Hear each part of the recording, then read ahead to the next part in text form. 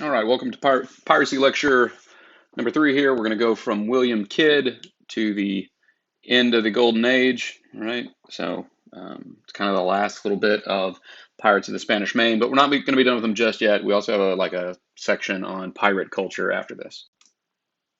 All right, so after the death of Kidd, we're going to see new privateering ventures here.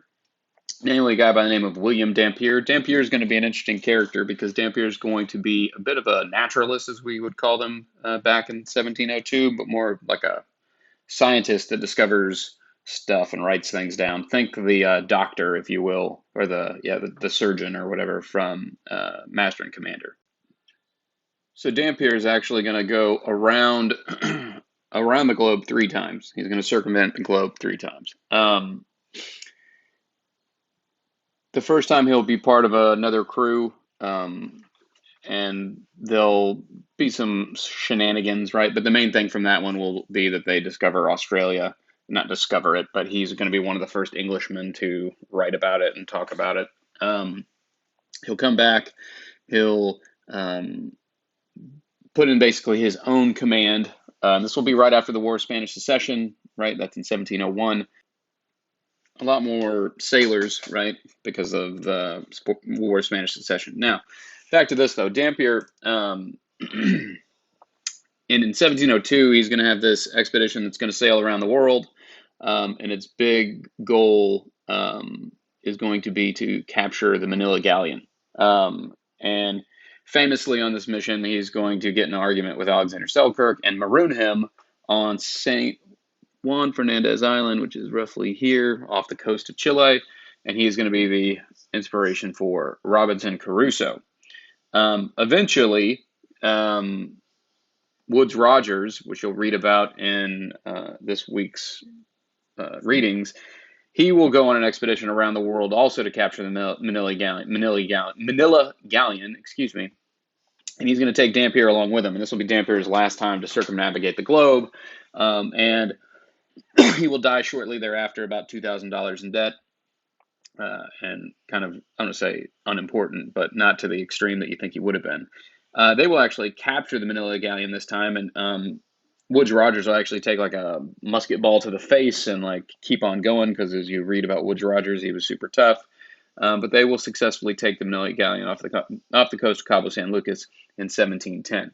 Now, we'll talk about marooning more later, but this kind of famous picture here of the marooned pirate. Marooning was a way that pirates really dealt with, the guys they didn't get along with on the crew.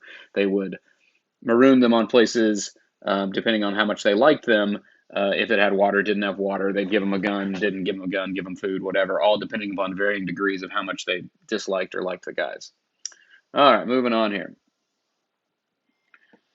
So post-war, right, in 1713, roughly or so, after the War of Spanish Succession, Spain had fallen off. You might remember the last lecture I talked about the War of Spanish Succession and how it was really a chance to see who's going to be the king of Spain, right? And if you're having that, like if other countries are vying to be your king like that, you're probably too connected to sort of other groups. And as we know from the sort of smuggling aspect, Spain was really getting fleeced by its subjects, and they weren't really bringing back all of the gold that they were supposed to. England, more powerful after the war, and in this, the British Navy is going to rise. Now, privateers and Spanish salvage, right here, roughly off the coast of Cape Canaveral in Florida. The treasure fleet will be hit by a hurricane, I believe, and salvage efforts are going to go underway to try to get that back. The pirates are going to, the smugglers / salvagers are going to be doing it, are going to be arrested by the Spanish and thrown in jail, and eventually I think one of them is executed. But the big thing is during this time period, after the War of Spanish Succession, right, this time period, more sailors are working. Now, back down here, what's going to happen, right, is as business got more and more important, they are going to not want to have pirates around. So Woodes Rogers, famous statue, the Hilton here in the Bahamas, has this statue of Woodes Rogers. What's going to happen here is in 1718, Woodes Rogers is going to go to the Bahamas, going to go to Nassau, and begin to clean up shop. You'll read about this. I think there's some of it more later in this lecture as well, but he's going to like basically offer amnesty and then hire pirates to go and capture more pirates. Famously, Ben Hornigold will be one of the guys that goes after some of these pirates. It says government's making piracy, stopping piracy a priority, right? And because kind of two factors here, right? Tons of pirates, them making it a priority to stop it, and it's going to be basically they're going to come to blows here in the late 1720s.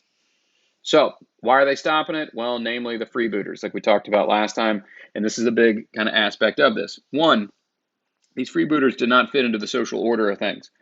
Even as you read in If a Pirate I Must Be, like sailors during this time period were seen as like kind of like the dregs of society. So they were kind of going against the social order. So democratic pirate societies, as we've talked about before, generally elected their captains. The exception to the rule almost all the time is going to be Blackbeard, and they voted on where they would go. There was no voting in society, in the early 1700s. So you got everything through social class. These guys did not have social class, and so they created these sort of like the social order on their ships. There were no women pirates, as you read, this week or whatever in Pirate I Must Be. The only ones are going to be Mary Read and Anne Bonny, and they were going to be on Calico Jack Rackham's ship. Generally, there were no women. As we'll see, the exception here is going to be in the South China Sea. South China Sea will be the polar opposite. There'll be tons of women. Now, Calico Jack Rackham is going to start off working his way up through the things and eventually become a captain. He got his name Calico Jack because he was such a snappy dresser. Interestingly enough, right, Anne Bonny and Mary Read, I want to say Mary Read dressed like a boy from a young age because, man, I get them confused, and I'm sorry about this. One of them, her father was like from a well-to-do family, and he died, and so the mom pretended that the girl was a boy, so that way she could receive like money from the family. The other one, the girl was just a little bit of a kind of like tomboy from what I could tell. And she is going to immigrate to the New World with her dad and then run away with the ship captain, and they're going to get tired of each other. And she's going to basically have like ingratiated her life into the sea kind of thing. Now, the problem is women, for the most part, were not part of the fighting force, right? They were not part of the piracy life. Okay, so this is a little weird. Two, there's different reasons for it, right? One, there's the whole like maybe men fighting over women on the ship, that whole notion. But two, it was also like a keep women out of it, like out of the economy kind of deal. Like all these jobs need to be for men, not for women kind of thing. Another big issue, right? Or I say big issue, but it's different from early piracy, right? It's different from our gentleman pirates and even our buccaneers because they're not sailing for their country. And then lastly, this idea that they were psychopaths, this idea that they used violence just to use violence. It wasn't for a reason, right? It wasn't to coerce out information or to teach a lesson. It was to be violent to be violent. And that in turn will also bring about why the freebooters had to be stopped in most of the modern 1700s opinion. Now, the guy that is the most sort of famous of all these guys is going to be Blackbeard, old Edward Teach here. This is a piece of art I found on the internet where some guy made a what if Benicio del Toro was Blackbeard, and I thought the guy did a good job. Now, and Blackbeard was renowned for wearing the guns on his chest like that, right? Which, as you read in Pirates or Pirate I Must Be, that's like a thing that they did, right? Because when they would board these ships, they're eventually going to be sword fighting, but the idea is that you can get off 1, 2, 3 shots and incapacitate 3 crewmen, right? And then go into your sword fighting, you got a pretty good chance. So Blackbeard grew up, nobody really knows how or where or when. A lot of the early stuff that we have about him was that he was a privateer out of Jamaica, possibly English, right? He got going during the War of Spanish Succession. That's where he really cut his teeth. He ends up being a crewman for Benjamin Hornigold, as I mentioned before. Hornigold sailed out of Nassau in the Bahamas, which was like a little bit of a pirate. It was technically English, but it was a pirate haven, kind of like Port Royal. He's going to rise through the ranks. I've assigned a few videos to this, so I'm not going to spend a lot of time talking about it. But eventually, right after being successful with Horn of Gold, he's going to take his own ship and he's going to rename it the Queen Anne's Revenge, which is the famous ship that um, he will sail. And it says plunder the Caribbean following the War of Spanish Succession. If you watch the epic history video that I assigned, you will see his. They basically follow him around the map as he basically marauds through the Caribbean. The HMS Scarborough, right, is going to come toe to toe with Blackbeard. And as I pointed out before, usually pirates in the face of organized navies are going to shrink. Yet again, Blackbeard is the exception. He will defeat the British, right? He'll defeat the HMS Scarborough. And what this is going to do is make him feel like he's somewhat invincible, right? He's going to continue on his raiding, and he's going to go to the coast of Honduras and continue on there. Eventually, he's going to hook up with a guy by the name of Stead Bonnet. Now, Stead Bonnet is referred to as the gentleman pirate, namely because he was a nobleman, right? He had a bunch of land. He was a planter. And nobody really knows why he became a pirate. A lot of people think it was just to chase the life, like he didn't like his wife or something like that.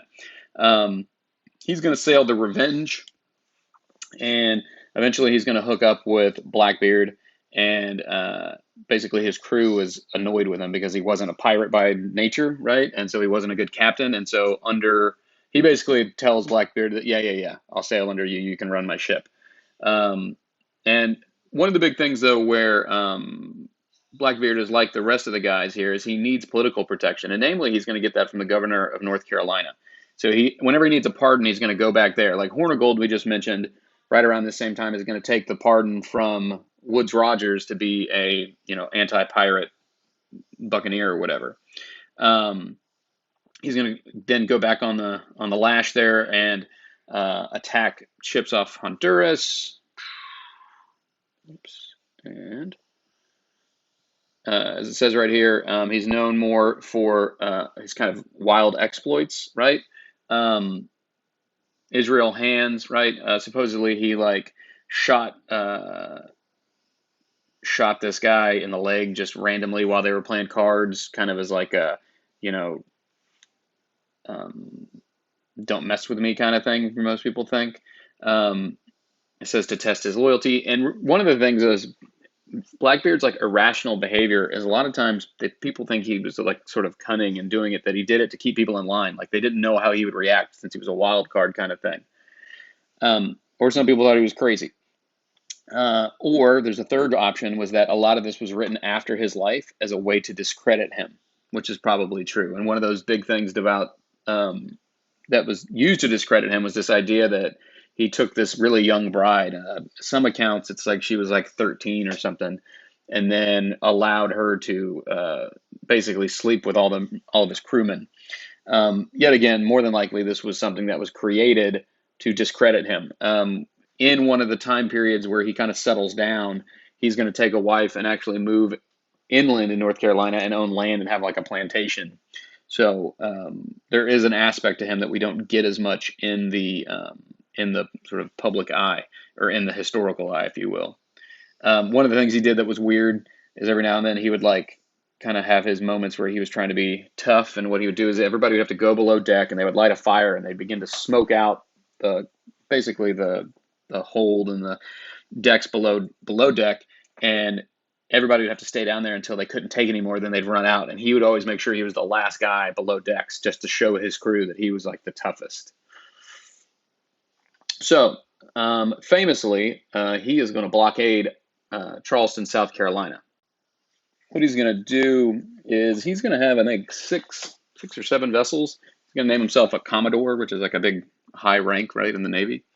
And he is going to sit off the coast and basically plunder ships, because Charleston did not have a big guard or anything like that at the time. And so he is going to attack ships coming in and out and basically blockade it so nobody can get in and out. And the Crowley, which was a ship that set sail for London is going to be captured on it. And old Samuel Wragg, which was kind of a well-to-do guy, is going to be held ransom. And he's going to send back news to the people in Charleston that the pirates actually wanted treatments for syphilis, not really caring about money or whatever. They were needing medical supplies. And so, you know, they're going to send him back. You know, the guys agreed to it. They send him back with a with two pirates as like a, what do you call it? What's the term? Escorts, if you will, right, to make sure that he shows back up. But he was delayed in coming back, and when he's delayed in coming back to like provide the syphilis treatments, Blackbeard sends like a bunch of his ships into the harbor, which causes everybody to freak out. And eventually they meet up, and when they meet up, the guy they had sent basically says it took them forever to find the pirate escorts because the pirate escorts were too busy off drinking. Now, after this, he's going to head back to North Carolina, and in this, he decides to send Bonnet on a wild goose chase to get a pardon. This is probably his way of like getting rid of Bonnet without having to kill him. His fleet had grown to 11 vessels and hundreds of men, right? And as I pointed out before, usually pirate activity was smaller scaled stuff. So yet again, Blackbeard is the exception to the normality or the rule in this one. So he decides to basically streamline his stuff because he realized he was getting too big. He gets rid of the extra major ships, the Adventure, but he keeps the Queen Anne's Revenge, and he is going to basically settle down here on Ocracoke Island in 1718. Everybody is going to get sick of Blackbeard, but he has the political backing of the governor, right? And so it's going to take a governor from somewhere else to get him out. So the people go to Virginia, neighboring state of North Carolina, and ask them for help. And so old Governor Spotswood here, who had been a formal naval officer and hated pirates, will, without the authority will get a naval group organized to go and either capture or kill Blackbeard. It says this also coincides with the time that the British were upping the ante to end piracy yet again because it was interfering with trade. So Lieutenant Robert Maynard and his guys are going to sail into Ocracoke Inlet and attack the island. And for some reason, Blackbeard doesn't run, even though he's outmanned. Most of the time, we think this is either he was intoxicated or he thought he was invincible. He's going to be shot, I think, like something like 5 times, and then like stabbed another, whatever it is, 18 or something like that when they finally find his body. And he's kind of like has a Rasputin vibe, like he was impossible to kill. Afterwards, they chop his head off and they put it on the bowsprit. So it's sort of a thing for everyone to see as they sail back into Virginia. Yet again, this is pretty common, right? As we've said, with the pirates being like either put up into gimlets, those big metal like cages, right? Their bodies, as an example of like what happens, that kind of idea. Remember the notion of villains of all mankind sort of thing. This takes us to the guy we're reading about, Bart Roberts here. As a side note, you might see these throughout the presentations. These are actually cigarette cards from like the 1800s, and there's a whole like pirate set. So if you ever played Red Dead 2 and the guy collecting the cigarette cards, that's what those actually are from. So we know that we know a little bit about Bart Roberts, right? He was Welsh. He served in the Royal Navy. He was a slaver, right? Super disciplined. The opposite of Blackbeard, not irrational, not all that sort of stuff, right? He had his articles that we've already looked at in the book, but no women or boys, couldn't drink, had to go to bed at a certain time, right? He also was renowned for a sort of fancy dress guy. We know that he was captured by pirates being a slaver and eventually elected the captain of the ship about 6 weeks later. And in turn, right, we know that the pirates must have known about him before that. But the thing about him, what's unusual, is he was going to capture over 400 vessels. And he operated for nearly 5 years. Most of these guys did not live that long. And so they either got out of the game or they died. And so most of the time they did not operate for more than like a year. Okay. Unusual, right? Finding valuable things over and over was not an easy skill. Finding them, because the open sea is hard to find stuff, right? And as we know, he captured that Portuguese treasure ship, which we just actually read about in If a Pirate I Must Be. Now, what's going to happen to him is he is going to be off the coast of Africa, engaging in some slave trading, and the British, who are trying to dominate the slave trade, are going to engage him. And so on February 22nd, Roberts is going to be shot through the throat and die, and they will throw him overboard. He supposedly was like kind of taken by surprise by the Swallow when it attacked them. From that, right, they're going to hang the rest of the other 52 pirates. And also around this time period, we'll see other anti-pirate guys like Jonathan Barnett here, who's going to sail into Jamaica and be the guy that captures Calico Jack. And as we know about Mary Read and Anne Bonny, they are going to be spared the noose because they are supposedly pregnant at the time. So, all the while, right, Stud Bonnet comes back into the game here. Yet again, Fancy Dan there. Bonnet will be captured in South Carolina, and people that knew Bonnet, because remember he was a kind of well-to-do guy, will actually come out and like petition the governor to not hang him, but he will be hung. But as you can see with the numbers here, 1720, there's 2,000 pirates. By 1706, there's 200. So with the change of the government, with it now becoming a capital offense and something that they tried to squish out over that 6-year period, they are really going to bring an end to the golden age of piracy. And as it says right here, pirates require state support or tolerate piracy or be too weak to suppress them for them to exist. So too weak to suppress them is like present-day Venezuela or Somalia, right?